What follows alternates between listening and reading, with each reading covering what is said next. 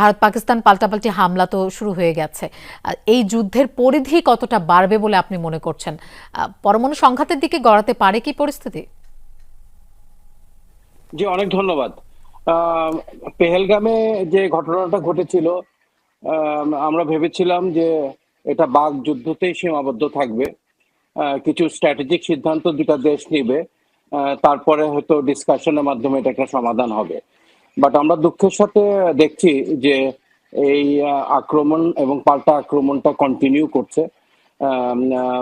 Recently drone, দুইটা দেশই, পাকিস্তান এবং ভারত দুইটা দেশই ড্রোন টেকনোলজিতে প্রচুর পরিমাণ ইনভেস্টমেন্ট করেছে। তারা এই ড্রোন এর মাধ্যমে যুদ্ধটা করছে এবং এটাই, this is the latest technology বা strategy that is used in warfare. আমরা নাগর্ণ কারাবাখ যে দ্বিতীয় যুদ্ধটা হলো, ওখানে এটা দেখেছি। তো আজকেও সকাল থেকেও দেখলাম যে এই কনফ্লিক্টটা কন্টিনিউ করছে, টেনশনটা কন্টিনিউ করছে।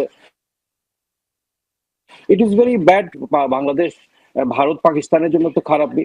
যদিও ভারত পাকিস্তানের জনগণ এই ন্যারেটিভের পিছনে তারা ইউনাইটেড হয়ে তারাও চাচ্ছে যে এই যুদ্ধটা চলমান থাকুক। But this will not be good for the people of both the nation, including আমাদের রিজন। তো এটা আসলে দুইটা দেশের জন্য একটা সম্মানের ব্যাপার, একটা ইগো ওয়ার চলছে। যদিও পাকিস্তান একটা স্টেটমেন্ট দিয়েছিল যে ভারত আক্রমণ বন্ধ করলে তারাও বন্ধ করবে। আমরা আশা করি এর থেকে বেশি এসকেলেশন হবে না, ডি এসকেলেশন হবে। এবং আমার ব্যক্তিগত মতার দিকে যাবে না, বিকজ ভারত পাকিস্তান দুটা দেশই জানে যে এটা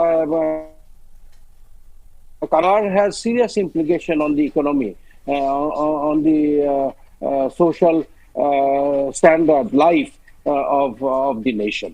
So আপনি আপনি পারমাণবিক রিজিয়নের কথা বলছিলেন। তো আমি একটু জানতে চাই যে এই মানে পরমাণু শক্তিধর দুটি দেশ, তাদের এই লড়াইয়ে আঞ্চলিক স্থিতিশীলতায় কতটা প্রভাব পড়তে পারে? জি, অবশ্যই এটা আঞ্চলিক স্থিতিশীলতার উপর ইম্প্যাক্ট আসবে। জি, this will have a serious consequence in the neighbourhood and globally. আপনারা দেখেছেন ইউক্রেন ওয়ার এত দূরে, হাজার হাজার মাইল দূরে হওয়া সত্ত্বেও এটার ইম্প্যাক্টটা বাংলাদেশের উপর এসেছে। তো ভারত আমাদের জন্য অত্যন্ত গুরুত্বপূর্ণ, আমাদের অনেক ব্যবসা বাণিজ্য হয় ভারতের সাথে। It will have a serious social and economic impact in Bangladesh and the reason and globally. তো আমাদের এই টেনশন থেকে আমাদের we have to learn from this tension. অবস্থাতে কি দুর্বলতা আছে এটা আমাদেরকে আইডেন্টিফাই করতে হবে। আমাদের এয়ার ডিফেন্স সিস্টেম মানব শক্তি, ইসরায়েল পৃথিবীর মাত্র 0.2 পপুলেশন ইসরায়েলের, তারপরেও 2 মিলিয়ন মুসলমানরা তাদের সাথে পারছে না because of this advance technology. তো আমাদের জন্য শিক্ষণীয় হচ্ছে আমাদের ইন্টারনাল সিকিউরিটি আমাদেরকে এনহ্যান্স করতে হবে। ভারত কিছু পুশিং শুরু করেছে, মায়ানমার বর্ডারে যাতে টেনশন না বৃদ্ধি পায়, পার্বত্য চট্টগ্রাম যাতে শান্ত থাকে, এই টেনশনের প্লি ধরে যাতে ইন্টারনালি আমাদের অন্য কোনো ক্রাইসিস টেনশন শুরু না হয়, এই জন্য আমাদেরকে আইন রক্ষাকারী নিরাপত্তা বাহিনী, সশস্ত্র বাহিনীকে সতর্ক থাকতে হবে। এবং we have to also try to understand আমাদের ডিফেন্স ব্যবস্থার দুর্বলতা কোথায় আছে এবং কিভাবে we can take necessary action to strengthen our defence mechanism.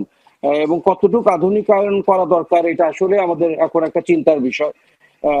So আমি আশা করি যে আমাদের সিদ্ধান্ত এ ব্যাপারে যথাযথ আলোচনা সাপেক্ষে আমাদের সশস্ত্র বাহিনী কিভাবে আরো আধুনিকায়ন করা যায় মনোনিবেশ করবে। এই প্রত্যাশা আসলে সবার, যুদ্ধটা যেন বন্ধ হয়ে যায় আলোচনা সাপেক্ষে। ধন্যবাদ জনাব ডক্টর মনিরুল ইসলাম আমাদেরকে সময় দেওয়ার জন্য।